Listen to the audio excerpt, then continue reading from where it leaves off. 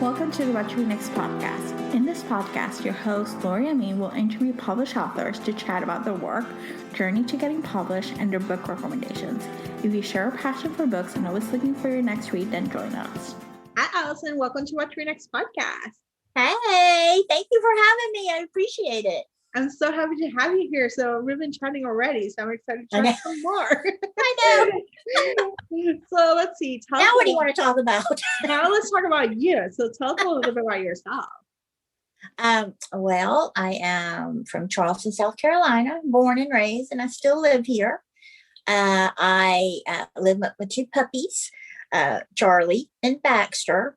And I have been writing romance and rom-com and some women's fiction since 2013. Oh my gosh. That's about it. I'm not real flashy. So that's pretty much the basic. I love this. For me. You've been writing since 2013. So it's been a while. So I love that. My first book came out in August of 2013. So that was Present Perfect. Yeah, things have changed a lot since then. Mm-hmm. So I'm always surprised that when August rolls around, that anniversary, it's like, I've been doing it. I don't have like a ton of books out because I'm a very slow writer. But I'm getting there. That's great. So were you a women's reader or women's fiction reader before you started writing, or were you writing and then you discovered the genre? Which when growing up, I would read like during the summertime when, instead of like during the school year when they made you read. Mm-hmm. But I was like all over I would read I've read John Grisham and I would read biographies, and my mother used to read a lot of romance, like the Fabio cover romance. Yeah. And, but I was real sporadic when I read. It would be phases I would go through. And it wasn't until when my father passed away, I think it was a way of helping me and my mom too, because she'd been an avid reader, to kind of grieve and get through his passing. So that's like really when I started reading like a lot and reading mainly romance. Mm-hmm. The women's fiction, I don't know. I mean, I don't really gravitate towards it. It's just if it's something that catches my eye, then I go and read it. If it's a good story, that's what I'm looking for. So, but yeah, that's kind of how I started. And then I was in a Facebook group called Kindle Buddies, and they would talk about, I'd never heard of self-publishing or indie authors, or anything like that. And so a lot of those ladies that were in there, some of them, they were writers and they started publishing and then started talking about, that's the first place where I heard of Colleen Hoover and Taryn Fisher. I was like, who are these people? I started leaning more towards reading indie authors. So yeah, that's kind of how I got into the whole thing. And a friend of mine through that group, her and I, we were talking, she was publishing a book, and I did in college, I wrote a lot of one-act plays and I would produce them and direct them, but I was not one of those people who thought, oh, I want to write a book. I just seemed daunting to me, but I did enjoy writing, but just in the play form. And so when I was talking with this friend of mine through Kindle Buddies, I mentioned that. She said, oh, you ought to see if you still like it. Maybe you want to write a book. I thought, I don't know. So, but I did. I sat down at my kitchen table, and I had when my father was in the hospital, we had given him I think it was just a netbook, like a little small laptop for him to use. Anyway, I got it after he passed, and that's what I wrote my first book on, was that laptop. But yeah, and I enjoyed it. I enjoyed it. It helped me through that grieving process. It gave me something to focus on.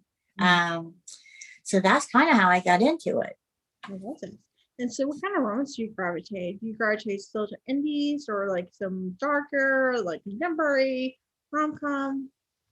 That's my favorite tropes to read. I love friends to lovers or enemies to lovers. I do love rom-coms. I just like a good story.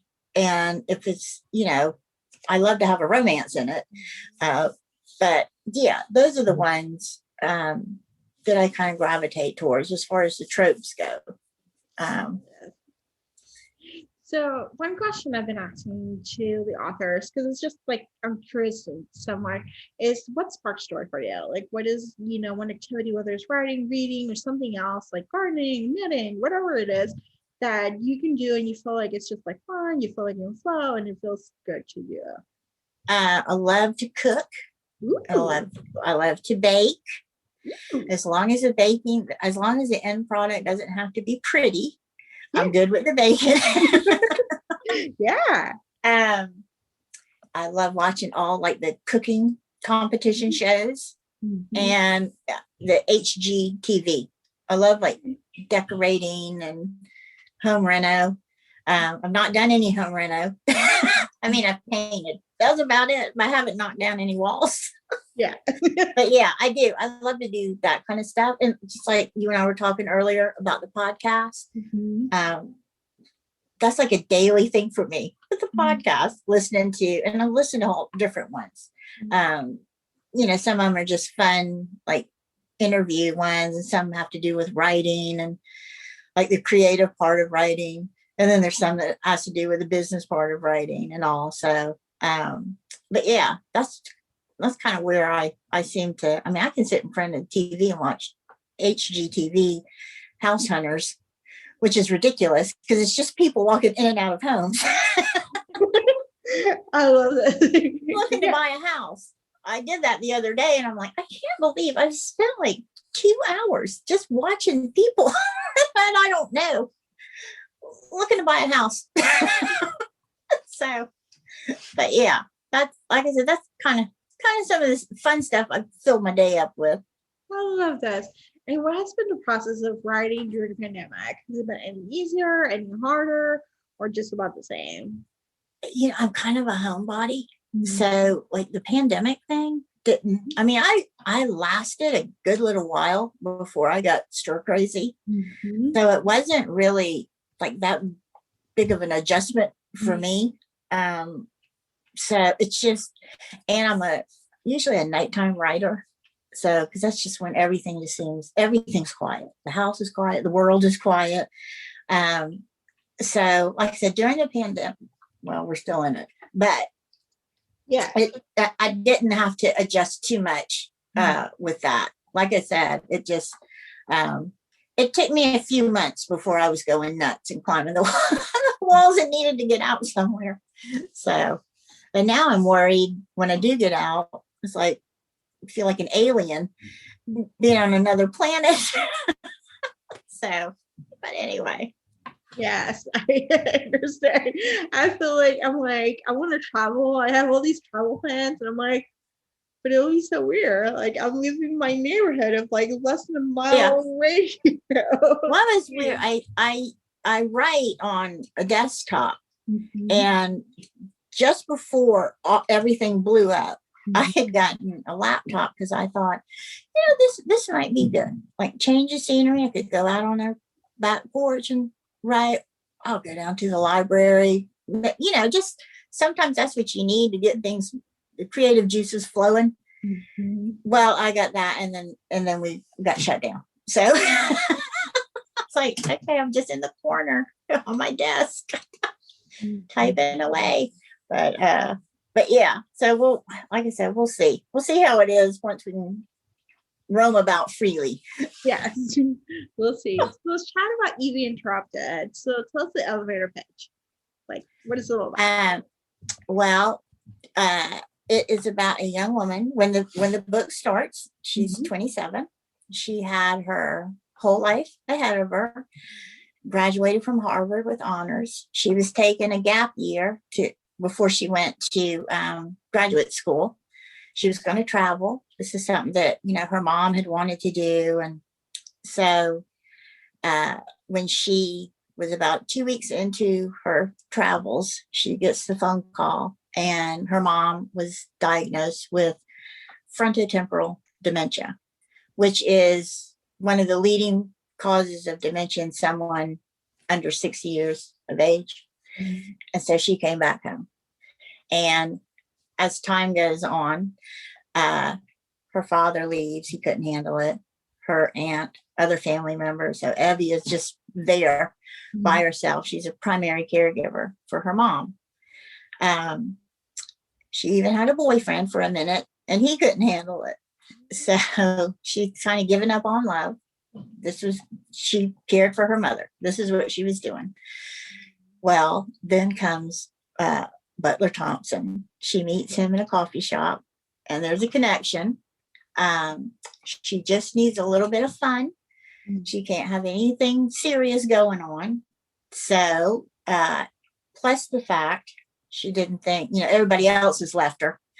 She didn't think he would understand her situation. So she keeps that part of her life from him. And as time goes on, she finds herself, they're falling in love. But she knows it's got to end at some point. And so she's trying to live basically two separate lives.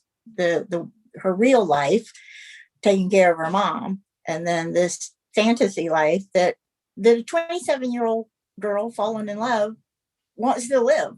And there's that. There's that. And so what was the process like to write it?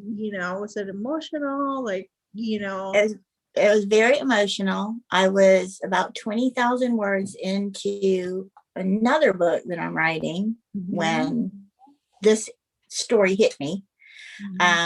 It was inspired by my mom. My mom has dementia, not the same type as Evie's mom, but and I'm one of her primary caregivers. So I wanted to honor caregivers, show what they go through, the frustrations and the anger and some resentment. But those feelings are because of the situation, not the person that they're taking care of. So, and I was a little, I'm always, when I write, I hesitate sometimes to tell certain things that are in my book, because sometimes I'll write it in a way that you don't discover it until, a few chapters into it. But I knew the subject of dementia would probably be in a review or something, and I didn't want people to be scared off by it, because ultimately I wrote the book and I feel like it's inspirational. I think it's two love stories between a mother and daughter, and also the romantic love story. And then there's Evie has a best friend. So it's like I said, it's to honor caregivers, and just like I said, quantity of life doesn't always mean quality of life. And I think it shows, even with the dementia being a part of their everyday life, just the strong bond that Evie has with her mom, and that her mom continued to teach her life lessons without even knowing it. So like I said, I hope it's an inspiration. There are funny parts in the book. There's sad parts in the book. There's romantic parts, because that's just life. I mean, I try to be as honest as I could be. I love this. Yeah, I think it's just an emotional journey. I love the honor to the caregiver, and like this, the journey that the caregiver has to go through.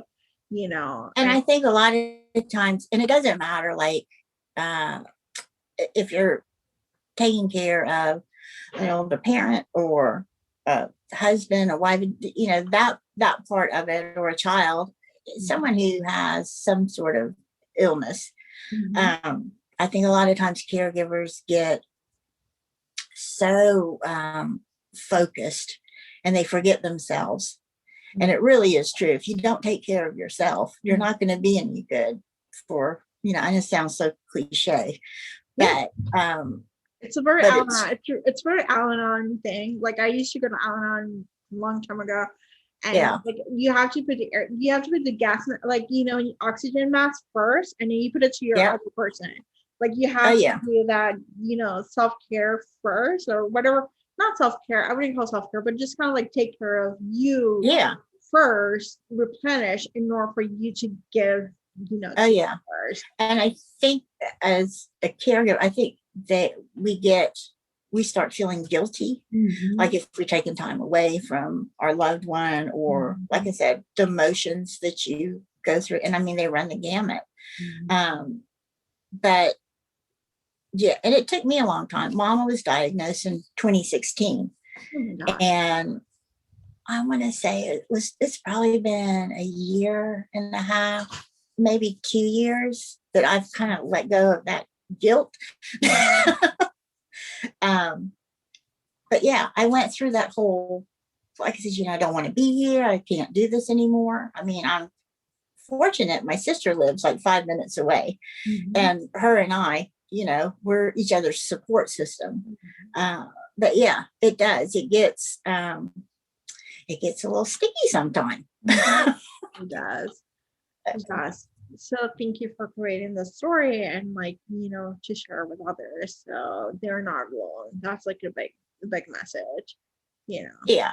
Like I said, I do. I hope people will not be scared off by the subject matter, because it's more, it's more than that. It's so, like I said, it's really, like I said, about all these characters loving each other through thick and thin, and just the struggle that she goes through.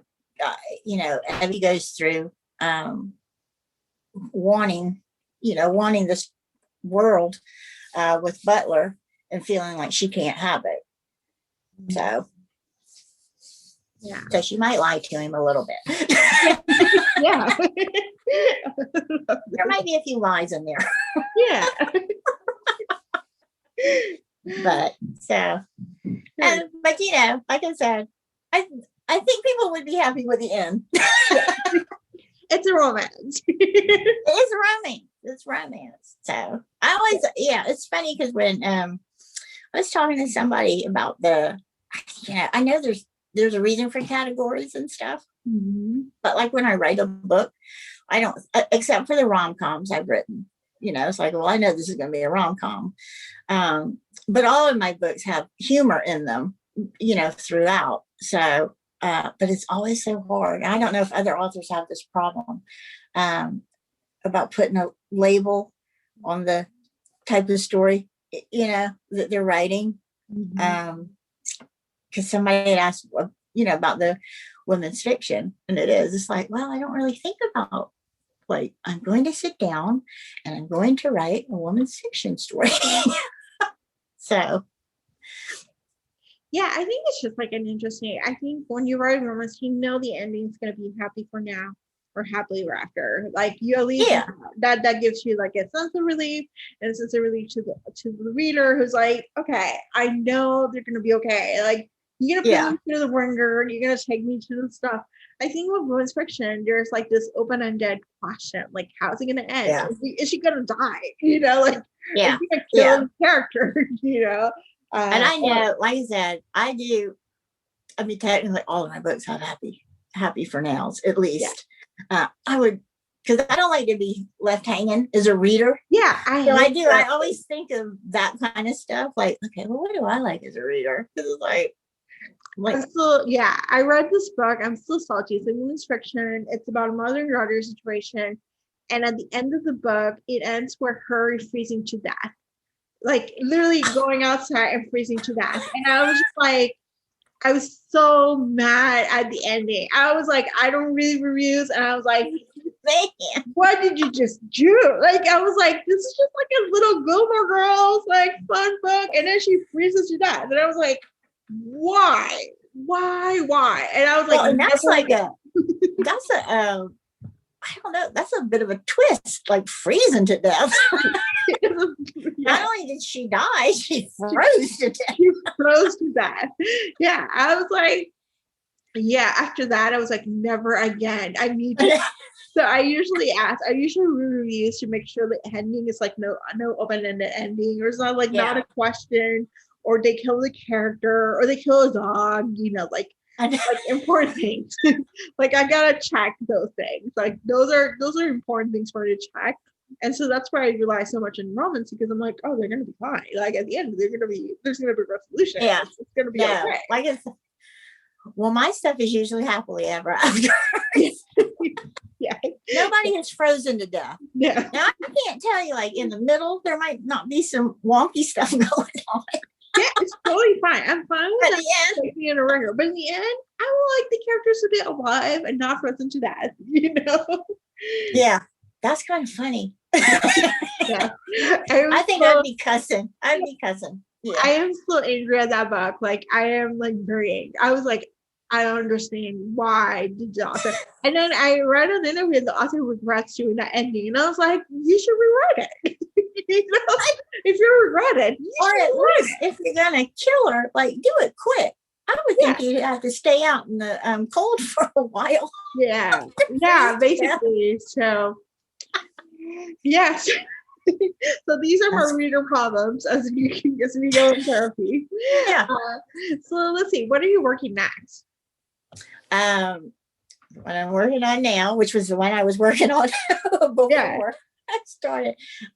It's titled Pieces on the Ground, and it's a military romance. I've never done military romance before.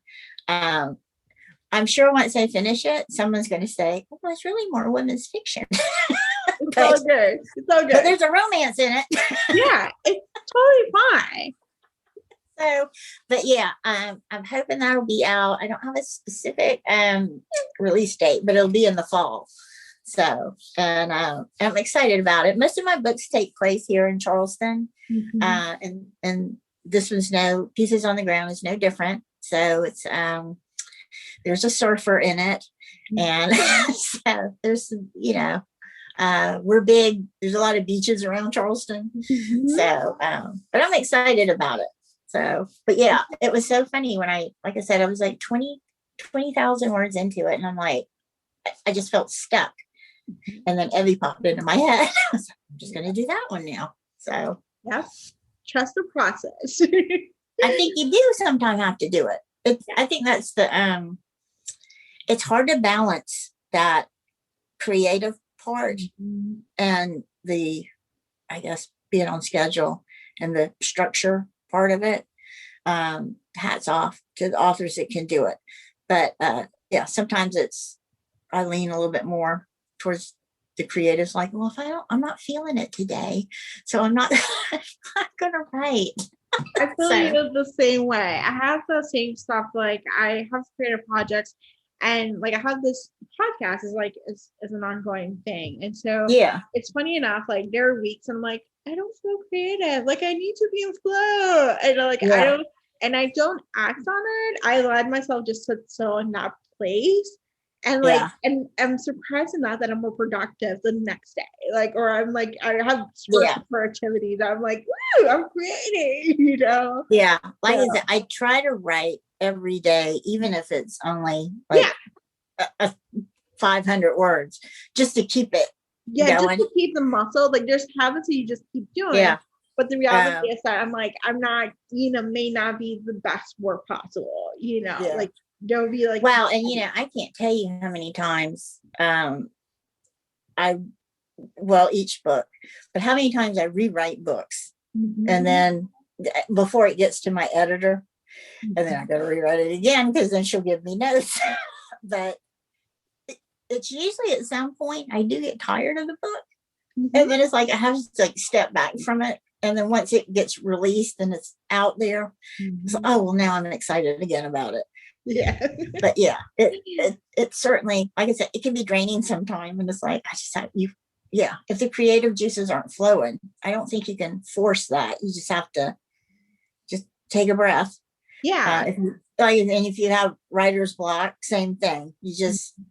People are always wondering, like, well, what can I do to like jumpstart if I'm in writer's block? It's like, what works for me is not going to work for you or whoever. So yeah, I do. I think you just have to sit there and wait it out sometime. Yeah, I think it's like you can do other stuff. Like I think that's like another. I've done the artist way a few times around, and so I love doing artist play dates where you just go on a play day.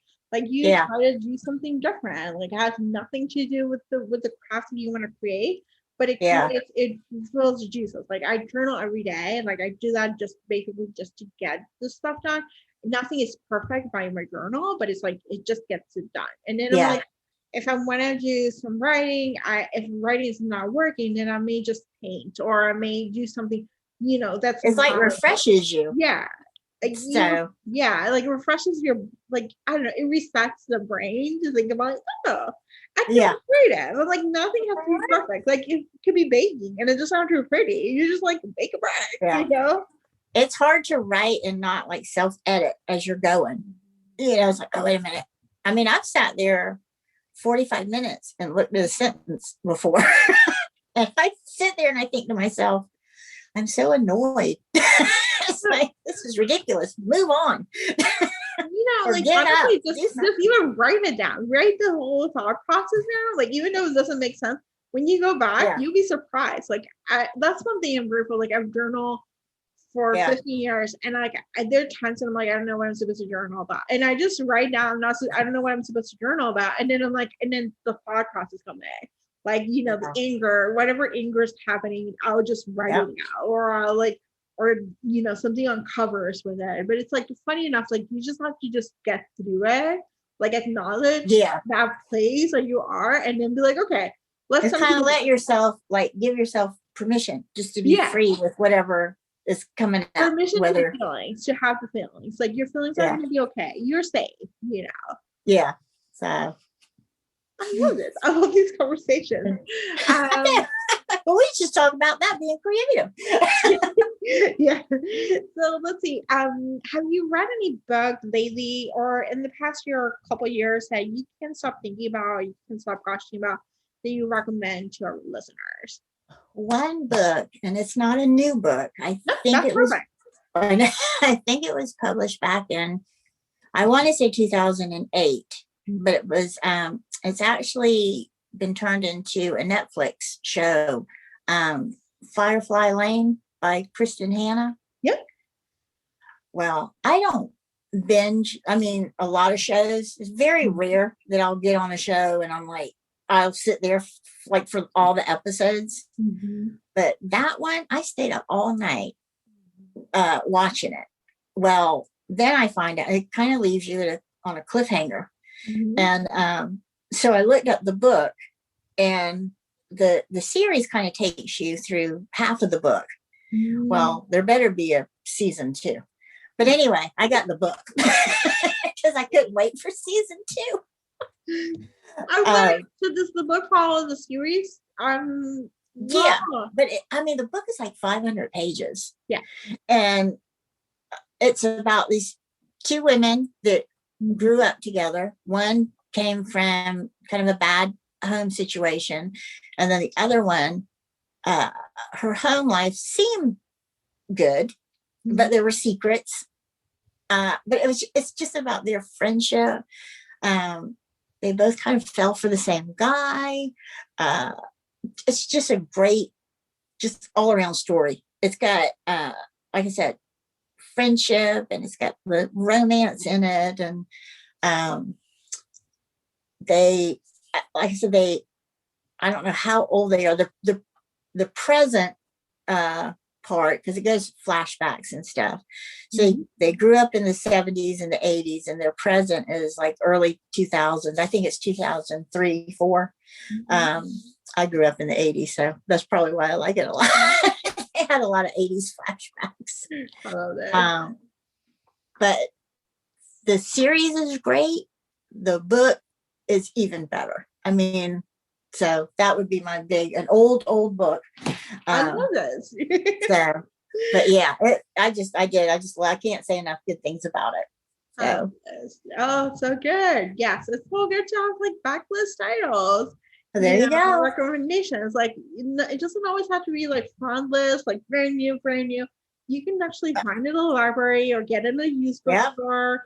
It's totally fine. So yeah, and of course, I guess now that it's a Netflix series, on Amazon, like the cover is different now. It's Katherine Heigl is the star, one of the stars. But yeah, like I said, it is. I highly recommend it. I love this. It's got a little bit of everything. Tell us where you can find you online. Well, I'm everywhere. You can AlisonGBailey.com is my website, and I'm on all the social media, on Amazon, and I'm mostly, you'll see me probably post more on Instagram. But yeah, like I said, I'm everywhere. I love this. Thank you, Alison, for being on the show. Thank you. I had fun. If you enjoyed this podcast, feel free to share with friends, subscribe, rate, and review the show. This is the easiest way to support the podcast. For book recommendations, author interview archives, and other fun book resources and tips, please visit WatchReadNextBlog.com. The Watch Read Next podcast is part of the Frolic Network. To discover new shows to listen and love, please visit frolic.media/podcast. Thank you so much for listening and have a great day.